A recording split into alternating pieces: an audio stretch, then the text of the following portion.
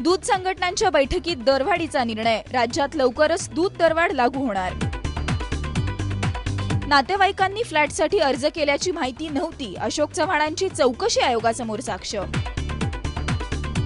अर्थव्यवस्था सुधारणांचे उपाय आणि एफडीआय निर्णयानंतर शेअर बाजारात आज कमालीची तेजी. दूध संघटनांच्या बैठकीत दरवाढीचा निर्णय घेण्यात आल्याचं सांगण्यात येत आहे. यामुळे राज्यात लवकरच दूध दरवाढ होणार असल्याचंही सांगण्यात येत आहे. दूध दरवाढीची अधिकृत घोषणा अजूनही झाली नसली तरी गॅस, डिझेल आणि पेट्रोल नंतर दूध दरवाढ ही अटळ असल्याचं सांगितलं जात आहे. आदर्श सोसायटी घोटाळा प्रकरणी माजी मुख्यमंत्री अशोक चव्हाण यांनी चौकशी आयोगासमोर आपली साक्ष दिली आहे. नातेवाईकांनी फ्लॅटसाठी अर्ज केल्याची माहिती आपल्याला नव्हती, अशी साक्ष अशोक चव्हाणांनी दिली आहे.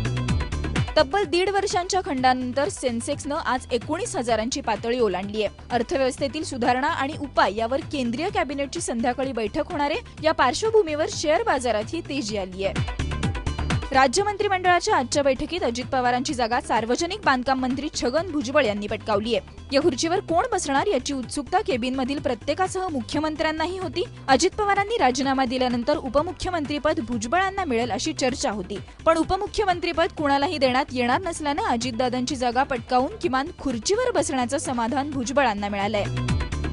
ग्रामपंचायतीच्या निवडणुकीसाठी उभ्या राहणाऱ्या उमेदवारांना राज्य मंत्रिमंडळानं दिलासा दिलाय. निवडणुकीसाठी उमेदवारी अर्ज सादर करताना यापुढे त्वरित जात पडताळणी प्रमाणपत्र सादर करावं लागणार नाहीये. यासाठी निवडणुकीनंतर 6 महिन्यांचा अवधी देण्यात आलाय. राज्य मंत्रिमंडळाच्या बैठकीत हा महत्त्वपूर्ण निर्णय घेण्यात आला.